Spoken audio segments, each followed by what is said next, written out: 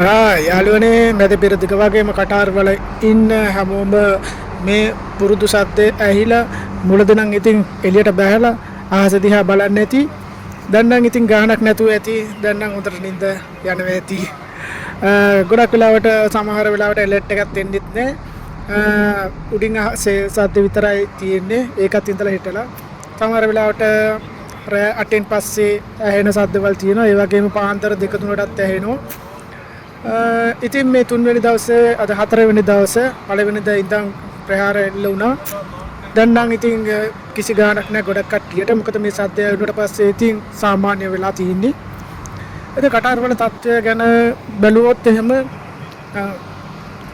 සාමාන්‍යයෙන් දවසකට රැට උදේ පාන්දර වගේම රැටත් මිසයිල් දෙකක් තුනක් විතර වගේ තමයි පෙනෙන්න තියෙන්නේ. ඉතින් ප්‍රහාර ප්‍රතිප්‍රහාර එල්ල කරලා මේක ව්‍යර්ථ කරනවා ආරක්ෂක හමුදාව.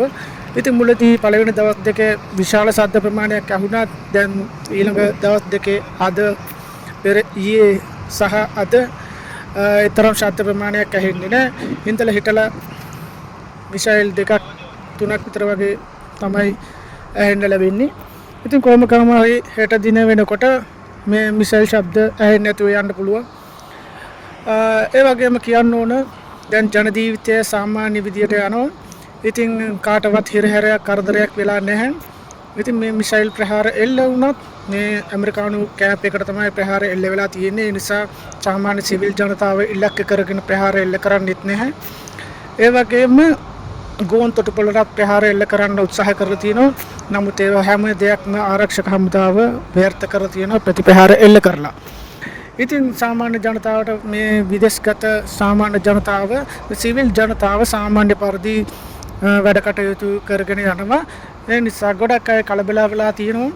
ඒ විතරක් නෙමෙයි සමාජ මාධ්‍ය තුල ඒ වගේම පුවත්පත් තුලත් වැරදි මත ප්‍රචාර ගෙනියනවා. ඒ නිසා ඒවා ෂෙයා කරන්නත් එපා. ඉතින් මේවා සාමාන්‍ය එකක් දෙකක් මිසයිල් ආවත් දැන් නම් ඉඳලා හිටලා තමයි මිසයිල් එකක් එන්නේ. ඒ නිසා මේ කතාර් සීමාවෙන් එපිට ගුවන් හමුදාව විසින් මේ ප්‍රතිපහාර එල්ල කරලා මේ මිසයිල් ව්‍යර්ථ කරන හින්දා නිසා ඇත්තට අවදානමක් නැහැ. නමුත් ඉඳලා හිටලා සබ්දයක් ඇහෙනවා එපමණයි. ඒ වගේම කියන්න ඕන මේ රටේ සාමාන්‍ය ජනතාව සාමාන්‍ය විදිහට ජන ජීවිතය ගෙනියනවා. වැඩ කරන අය වැඩට යනවා එනවා. ඒ වගේම සාමාන්‍ය ट्रांसपोर्ट එතකොට පොදු ප්‍රවාහන යාන වාහන මේ සියල්ල හැම දෙයක්ම සාමාන්‍ය විදිහට යනවා.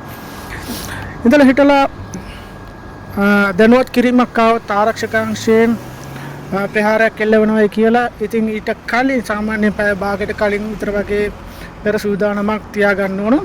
ඉතින් ඒ වෙලාවේ මැසේජ් එකක් විතර එනවා. සමහර විට මැසේජ් එකක් එන්නේ නැති වෙලාවල් තියෙනවා.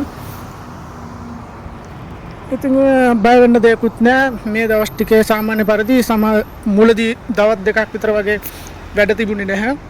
ඊට පස්සේ දැන් අද ඉඳන් සාමාන්‍ය පරිදි වැඩ කටයුතු හැම දෙයක්ම වැඩට යන්න ඕන. හැමෝම වැඩට යනවා දැන්. කඩවල ඔක්කොම ඇරලා තියෙනවා. වෙනද වගේම සාමාන්‍ය පරිදි හැම දෙයක්ම සිද්ධ වෙනවා. වෙනස ලංකාවේ බොහෝ දෙනා පුවත්පත් වල සමාජ මාධ්‍ය වල කියන තරම් කිසි දෙයක් සිද්ධ වෙලා නැහැ. ඒ වගේම ගුවන් තොටුපළට වැඩිපුර ප්‍රහාර එල්ල වුණා කියලා ඒ ඔක්කොම බොරු කතා. ඒ වගේම මෙහි තියෙන ඇමරිකන් කඳවුරටත් ප්‍රහාර එල්ල වෙලා තියෙනවා සාමාන්‍ය විදියට. නමුත් ඇත්තට බරපතල ප්‍රහාරයක් එල්ල වෙලා නැහැ. ඉතින් හෙට දිනේ කොහොම වෙයිද කියලා දන්නේ නැහැ. සමහර විට ඒ වගේම විශේෂ දෙයක් කියන්න ඕන. තවමත් ගුවන් කලාපය වහලා තියෙන නිසා ගුවන් ගමන් යන්න බැරි අය දැන් දින 4ක් තිස්සේ ගුවන් තොටුපළේ රැඳී ඉන්නවා. ඉතින් ගුවන් තොටුපළේ ප්‍රහාර එල්ල වෙයි කියලා බය ඒ අයව හොටෙල් කරා අරන් ගිහිල්ලා තියෙනවා. ආරක්ෂාව ලබා දීලා තියෙනවා. ඒ වගේම හෙට වෙනකොට හෙට හෝ අනිද්දා තව දවස් කීපයකින් ගුවන් කටයුතු සාමාන්‍ය පරිදි ක්‍රියාත්මක වෙයි කියලා විශ්වාස කරනවා. මේ සියල්ල අවසන් වෙලා